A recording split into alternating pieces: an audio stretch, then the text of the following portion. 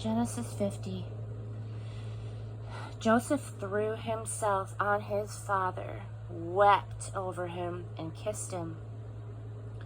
Joseph then instructed the physicians in his employ to embalm his father. The physicians embalmed Israel. The embalming took 40 days, which is the period required for embalming.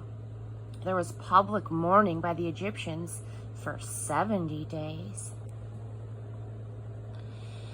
When the period of mourning was completed, Joseph petitioned Pharaoh's court. "If you have reason to think kindly of me, present Pharaoh with my request.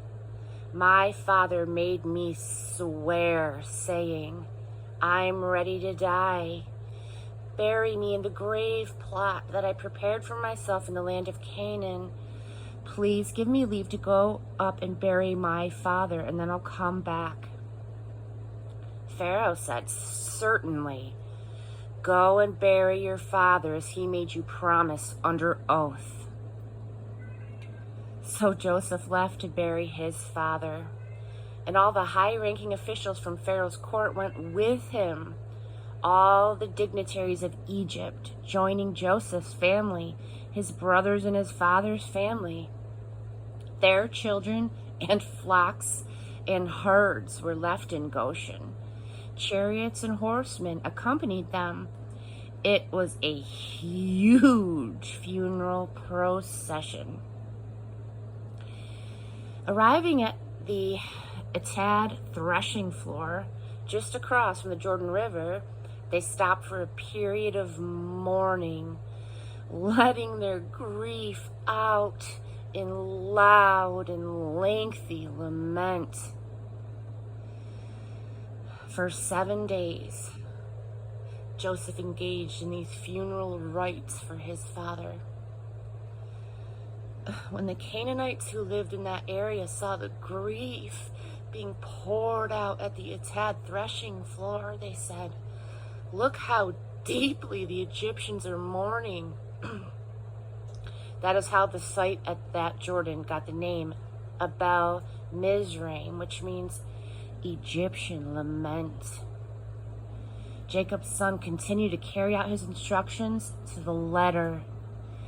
They took him on into Canaan and buried him in the cave in the field of Machpelah, facing Mamre, the field that Abraham had bought as a burial plot from Ephron the Hittite. After burying his father, Joseph went back to Egypt. All of his brothers who had come with him to bury his father returned with him. After the funeral, Joseph's brothers talked among themselves. What if Joseph is carrying a grudge and decides to pay us back for all the wrong we did him? So they sent Joseph a message. Before his death, your father gave this command. Tell Joseph, forgive your brother's sin, all that wrongdoing. They did treat you very badly. Will you do it?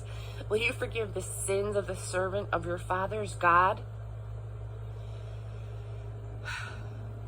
When Joseph received their message, he wept. Then the brothers went in person to him. They threw themselves on the ground before him and said, "We will be your slaves." Joseph replied, "Don't be afraid. Do I act for God?